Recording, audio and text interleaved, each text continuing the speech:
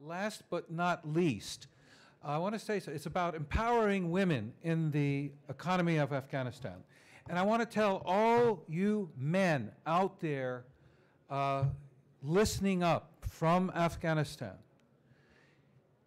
one should note that the key political connection between the American people and the people of Afghanistan, the linkage that strikes most at the heart of the American people, of the soul of the American people, is not to permit a situation in Afghanistan where women go back to Taliban or slightly better than Taliban or previous times, that the progress made with Afghan women and the rights of Afghan women to be share in the good things of the Afghan society and Afghan economy, that should not go down if things happen in Afghanistan. So it's important that everyone recognize that the American people are very, very concerned about the status of Afghan women in the post-2014 environment. So I'd like to invite up our next panel, Maria Burr, from the USTR. Where's our USTR? There we are. Okay, and Lauren Lovelace from the U.S. Afghan Women's Council, and also Kat Conlon, the Executive Director of Friends of the American University in Afghanistan. Yes, I think this is a really important presentation, and we lost some traction. As good as our Ash's presentation was, we had some loss of audience. So, ladies and gentlemen in the back, could I have our AACC board members as well try to bring in people for this very critical presentation. Again, it serves as the main emotional link between the American people and the Afghan people as we go forward in a difficult political and budget climate here in the United States. There is a project between our Commerce Department, a treaty really, between our Commerce Department and the Ministry of Commerce that started back in the days when I was in Kabul almost full time, when Minister Mustafa Kazemi was Minister of Commerce, the late Mustafa Kazemi. And this treaty has progressed, and part of this treaty is a treaty amongst the governments to empower the women of Afghanistan to enter the economy, to plan and design and strategize and implement their entry into the Afghan economy. As I said earlier today, it's 50% of the population. If that 50% of the population is not fully engaged on a road to Afghanistan's economic growth and the need for skilled employees in our companies, we will not have taken advantage of the opportunity. So without further ado, I'd like to introduce from the USTR, the United States Trade Representative, the Deputy Assistant USTR, Maria Burr.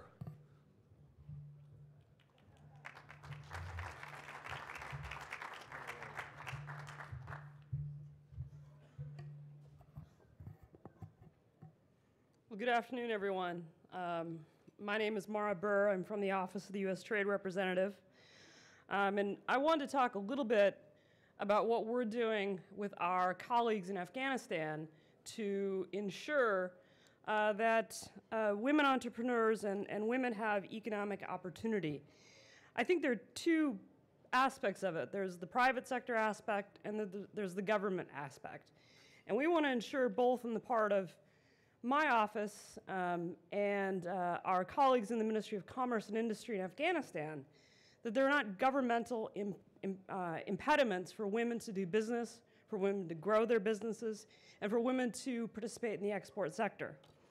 I'm pleased to be here with two of my colleagues who I work quite closely with, Lauren Lovelace and Kat Conlon, and I know that they will provide some very interesting comments on this panel. And what we're here for, what we work on, is a portion of my portfolio. It's really the bulk of what they do every day, is to try and ensure that we have the right tools in place as governments to ensure that women have economic opportunity. And I think from our perspective, it's unleashed potential. It's not a matter necessarily of the goodness of your heart or giving people something they wouldn't otherwise have. It's whether or not the business community, the private sector in Afghanistan, wants to thrive, and whether Afghanistan as a country is going to develop and be part of the international community in a way that allows it to thrive economically. So in 2004, the United States and Afghanistan signed what's called a Trade and Investment Framework Agreement. And under the Trade and Investment Framework Agreement, we worked together to address trade and investment issues between the two countries.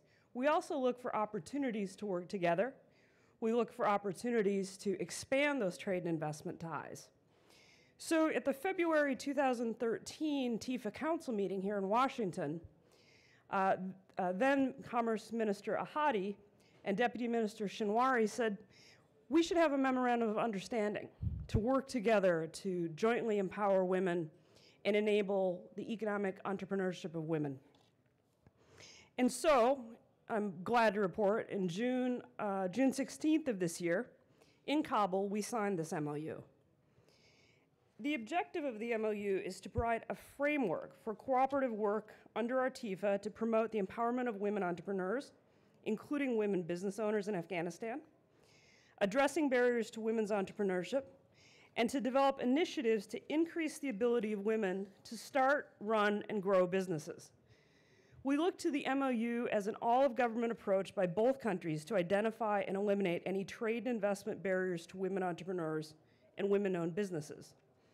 The MOU commits both governments to ensure access to information about laws, regulations, policies, and other official requirements for starting, running, and growing businesses, including trade rules, requirements, and preference programs. Both countries intend to solicit input from women entrepreneurs and women business associations on specific problems they encounter and how the parties can best work together to address and eliminate these problems. These are just a few of the aspects of the MOU. So why is it important? Well, the United States supports Afghanistan's economic development and wants to see it become a strong, stable, and thriving center of trade and investment in South Asia. But this can only happen when Afghanistan is able to take advantage of all of its resources and the creative input and entrepreneurism of its entire population. It's important to take a look at the current situation to see how far Afghanistan has come and how far it still needs to go. According to the United Nations Development Program, 27.6% of the seats in the Afghan parliament are held by women. However, only 5.8% of women have received a secondary or higher level of education. Of the entire Afghan labor market, only 15.7% are women. Compare those numbers with South Asia as a whole, and you find that in South Asia, women make up 31.3% of the labor force. So clearly there's room for improvement. Increasing educational opportunities for women and facilitating increased participation in the Afghan economy will help ensure Afghanistan is a nation that's taking advantage of its resources and brainpower, male and female, to help improve its economy, society, and standard of living. In 2010, women made up approximately 47% of the entire labor force in the United States. In a report released in October 2009, so almost 4 years ago, so I'm sure the numbers have improved, the National Women's Business Council reported that women-owned businesses produce employment for more than 23 million people in the United States, or 16% of our workforce. And 8% of the workforce directly work for women-owned firms. The most striking statistics are the following. If US-based women-owned businesses were an independent country, they'd have the 5th largest gross domestic product in the world. This GDP would be greater than the GDP of Canada, India, and Vietnam combined. Women-owned businesses in the United States have an economic impact of nearly $3 trillion annually. And recently, a Pew Research study based on the US Census Bureau data showed that in 40% of the households in the United States, women were the primary or sole income generator. These figures clearly establish the importance of women-owned businesses to the economy of the United States. And I know that if given the opportunity, women entrepreneurs could contribute in a like fashion to the Afghan economy. As Afghanistan develops, it must ensure that it takes advantage of its entire population to help drive its growing economy. If you're a policymaker, a politician, or a citizen, you understand the importance of a strong and diverse economy. Women are important drivers of both creativity and innovation.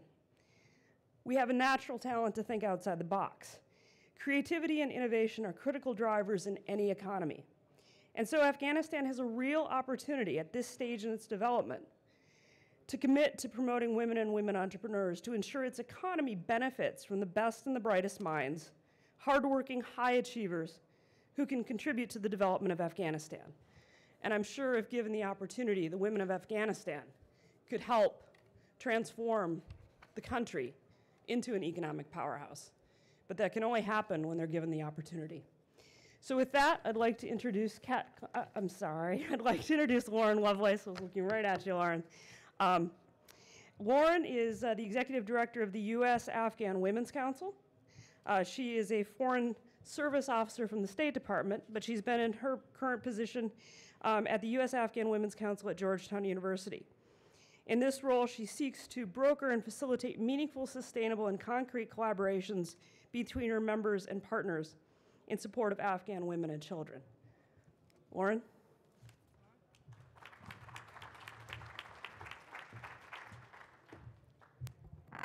Thank you, Mara. Tashakkur. Assalamu alaikum. Good afternoon. My name's Lauren, and it's a pleasure to be here this afternoon. Thanks, Dawn, and thanks, everybody, for coming and hearing about organizations and resources dedicated to promoting Afghan women's economic empowerment. As Mara mentioned, I'm the executive director of the U.S. Afghan Women's Council, and I'm coming to you actually right now following the holidays, which I spent in New York City with my husband's family. And these are business people. They are not diplomats like me. They're not academics like my parents. No, they are business people, businessmen and women who are working in the United States and internationally. And they asked me about my work, and I told them about the U.S. Afghan Women's Council, which was created in 2002 as a public-private partnership between the United States and the U.S. State Department and now Georgetown University, where I am based. We have about 47 members, and we have as honorary co-chairs Laura Bush and Hillary Clinton. And some of our distinguished members include some folks that you might know here: Ambassador Saeed Jawad, Ambassador Omar Samad, and I'll give you some of the other folks. But our mission overall is to convene committed and capable stakeholders, identify and mobilize public and private sector resources, and encourage dynamic and collaborative partnerships in support of Afghan women and children in the areas of education, health, economic empowerment, and leadership development. And as I mentioned, our membership does include a variety of folks, about 47 members right now and growing, but they do include several representatives from the business community in the United States, including Ambassador Barbara Barrett, who is, works with, is a member of the board of the Thunderbird School, and they have a project called Project Artemis, which trains every year Afghan business women in-depth training for Afghan women entrepreneurs. The 10,000 Women Program, which some of you are perhaps familiar with, which is a Goldman Sachs program. Kate Spade has worked closely with us through support from the task force, the Defense Department's task force. The Global Partnership for Afghanistan, which works in agribusiness, specifically in rural Afghanistan, and they employ thousands of women, and they're doing very well. And an organization called ARZU, I'll tell you about later. Kay McGowan spoke with you earlier today. Kay is a wonderful resource to the council. She spoke this morning on mobile technology, so I think she's probably said what you need to know there in terms of investing and opportunities within the ICT sector. But I'm telling my family this, and they're tolerating me, and they're interested in they're interested in what I do with the council, as I hope you are too. But they, were saying, so what are you doing soon? And I told them I was going to be speaking here to the Afghan-American Chamber of Commerce. And they said, oh, you're speaking to business people. I said, yes, I am. I'm going to be speaking to business people and on this topic. And they said, okay, well, what do you say? And I told them, and they said, business people want to know how you maximize rewards and minimize risk. So I assume that's what everyone here is interested in. And basically, also what James Bullion was saying, how would providing economic opportunities to Afghan women in particular address and help alleviate the major challenges that you face as business people when you're operating your businesses in Afghanistan? These were what James mentioned in terms of labor and stable supply chain, logistics, infrastructure, access to capital. I would add the issues of corruption. So how can investment and access for women, not just as entrepreneurs, but actually into the Afghan workforce, contribute to this? Now, we've seen the World Bank's World Development Report, and it provides data and case studies year after year after year showing that investing in women is an economically sound strategy. And our experience within the U.S. Afghan Women's Council shows that Afghanistan is no exception. The Afghan women employees that are engaged in our respective initiatives and what we've seen, indeed what I saw even last year when I came to the AACC's meetings and met some of the Afghan women entrepreneurs who are here. They are well trained, and Kat Conlon will speak in a moment about the new International Center at the American University of Afghanistan. They're well trained, they're reliable. You have a reliable workforce, and they share their skill sets with their peers and within their families, so that provides a stable and consistent supply chain. They are grateful for the opportunities they're given. They seize opportunity. They're more likely to educate their children, and so they're providing for a future of a skilled workforce, and that's very important in Afghanistan, where you see a huge percentage of the population, about 60% of the population is under the age of 20. There is interest in terms of access to capital and investment. There is a great deal of interest in the international economy and in the United States in investing in women. And if there are any USAID representatives are here, might speak to the new Promote platform, which is $260 million, which is going to be, which is out right now for consideration, and will be looking very strongly to investment in women. And the women who are employed, the Afghan women who are employed, are highly resourceful, and they're very skilled in areas such as logistics. So I can give you one example, which is an organization called ARZU, which was started by a founding member of the council, Connie Duckworth, who's a Goldman Sachs executive. Connie started an organization, an NGO based in Chicago called ARZU, which was working in the area of Bamiyan with Afghan women to weave rugs. And so using a traditional sector and trying to make it, bringing in women and making it more productive. So ARZU partnered with an organization, a company called Steelcase. Steelcase is a $2.4 billion company. They have about 10,000 employees worldwide. And Steelcase partnered together with ARZU, and they created an organization called Common Threads, or an initiative. And Common Threads was a collection of handmade rugs that were designed by design techs, so designed with Western company standards, and made by ARZU's women weavers on the ground in Afghanistan. And at the end of the day, they made money. So they worked with a reliable, stable workforce. They worked with a trained workforce in terms of ARZU's women that were on the ground, and they did very well for themselves. So that's one example of one of our council initiatives that's done very well. Another resource that I'd be interested in telling you about was started by Dr. Terry Neese, who's also a member of the council. Terry founded an organization called Women Impacting Public Policy in the United States. They have about 500,000 women entrepreneurs. So many of the women that are coming up with, I think, what did you say, 3 trillion? It was an incredible number that Mara mentioned. The money, the millions and billions of dollars that is coming through women-owned businesses in the United States. Terry has worked to support that. And she started an organization called the Institute for Economic Empowerment of Women, IEEW, and you can learn more about that at www.ieew.org. And they have an organization, they have a platform called Peace Through Business. And Peace Through Business, if you are an Afghan business woman, business owner, and you are hearing this either here, for those that are here, or through the live stream, you can participate in an 8-week business training course that's going to be happening, 10-week business course that's going to be happening in Kabul in 2014. And the top 15 business owners will go to the United States in July 2014 for intensive training and mentorship. So that's through Peace Through Business. You can find out more about it on the IEEW website.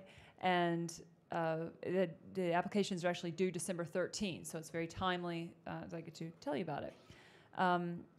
So they're looking for, of course, talented women business owners, but they're also looking for mentors. So women who might, businesswomen in the United States who might serve as mentors to the women who come here in July. And this has been a very successful program. And if any of you saw when John Kerry first became Secretary of State, he made an early visit to Afghanistan. And some of the women that he met with, including Roya Mahboub, who stood on the dais here last year, some of them, the other entrepreneurs had gone through the Peace Through Business program or the Project Artemis program. So we're very proud of our council, the women who've been impacted and who are being empowered through our council initiatives. So speaking quickly, but I was telling my family then, what we do as the council, what American businesses and business people are doing through the council, what Afghan women are doing, what Afghan women could be doing in terms of increasing their participation and productivity. My own in-laws got very excited about this as business people. I'm hoping you guys will get excited too. They saw the business case for investing in Afghanistan. They want to meet Don Ritter. They want to talk to Mara Burr. They want to hear more about Balkh women and hear from Arash. And at the end of the day, when we're talking about empowering women to promote economic growth and stability, I'd be happy to speak with any of you in the one-on-one sessions about what we're doing as the council. But this organization, the Afghan-American Chamber of Commerce, is really in a tremendous position to empower women. And I know that the AACC has started a new Women in the Economy working group, and I'm happy to be a part of that. I would just encourage and beg any of you who would be interested in participating in that working group to get involved. Talk to Don, or I guess talk to me, talk to Atmar. Let us know you're interested, because it's a real opportunity, and I think we need more people to be engaged there. We are looking, I guess I said, for stakeholders, or we look in the council to engage with stakeholders who are interested and are also capable. So we mean you have the resources. And do you have a stake in half the population of Afghanistan being productive as business people? Yes, very much you do. So I hope I've helped to make the business case. It is my pleasure to get to speak with you today. Thank you to Don. Thanks to everyone. If you want to learn more about the U.S. Afghan Women's Council, you can check us out on Facebook, and please join us and like us and all of that. And tashakkur for your time, and I look forward to speaking with any of you who are interested at the break. Thanks.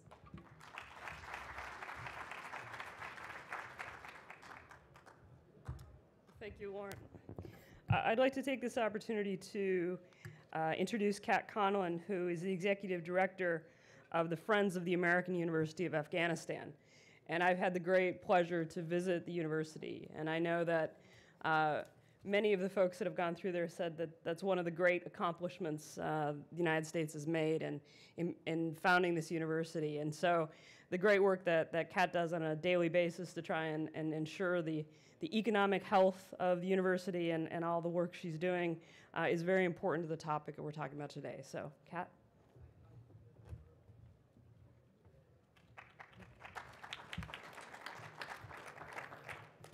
Thank you, Mara. Thank you, Don. Pleasure to be here. I'll keep my comments brief because I know I'm standing in between you all in the one-on-one sessions, and I'm looking forward to speak with many of you as well during that session. Mara briefly introduced the university, but I don't know how many of you have heard about it.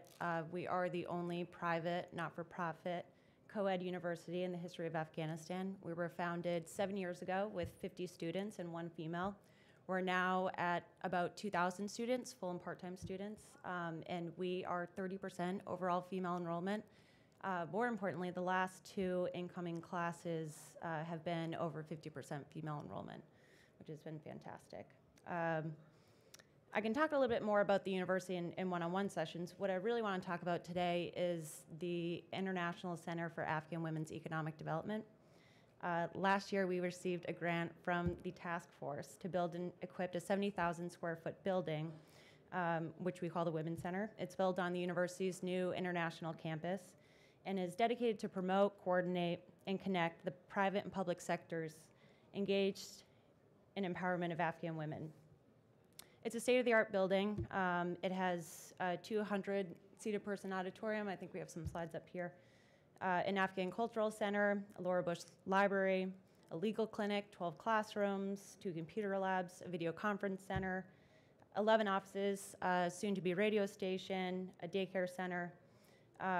We're very excited that we recently opened the Kabul Business Accelerator, which has also been made possible by TFBSO.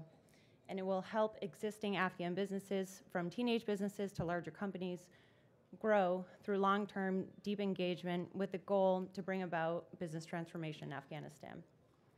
The overall programming for the Women's Center sort of falls into 3 categories: education and research, policy advocacy, networking, coordination.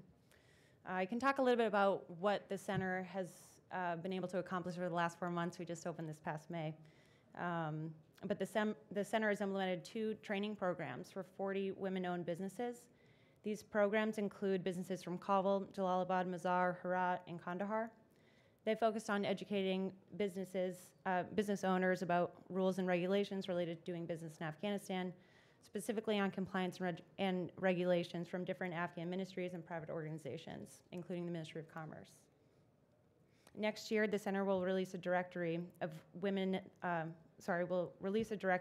the economy, with particular focus on women in business. On the policy and advocacy side, the center has conducted multiple meetings with female business associations and business leaders to help them work together to increase their policy advocacy abilities and the work they do together to create business atmosphere in Afghanistan. These meetings have taken place in Herat and Kabul, and I should also mention that the university has 2 satellite campuses, one in Herat and then the other is developing in Mazar. Finally, on the network and coordination side, the center has been hosting business matchmaking conferences. And I would encourage anyone here to get involved in those conferences. At these events, Afghans and international business owners meet and discuss potential partnerships and explore joint investment opportunities. The center has also hosted a major conference on social media and its importance to business and the globalized world. More than 200 attendees were briefed by major Afghan international communications organizations on various social media strategies, as well as integration strategies for existing businesses. There are a number of opportunities available at the university and at the Women's Center. I would love to talk to you all on the one-on-one session to, get everyone engaged, and I look forward to speaking with you. Thank you.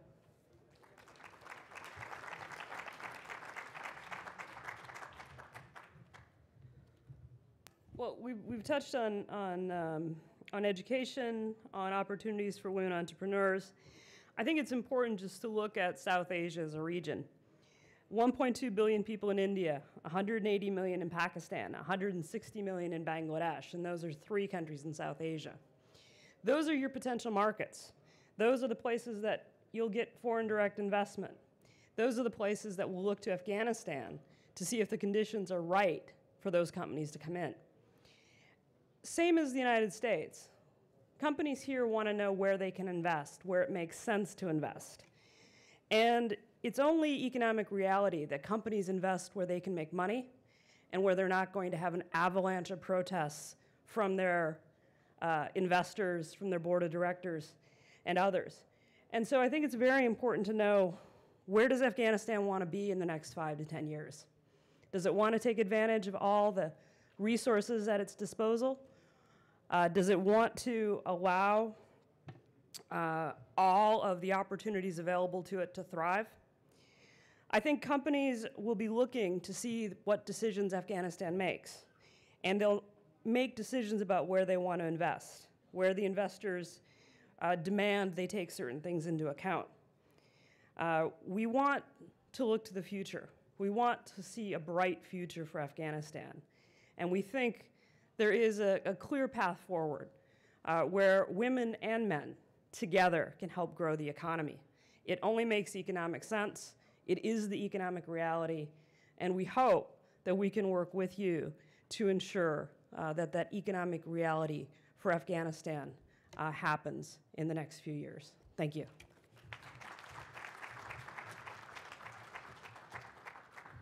Well, thank you, Mara, and I want to thank our distinguished panelists. Did a great job. I think we got the message across.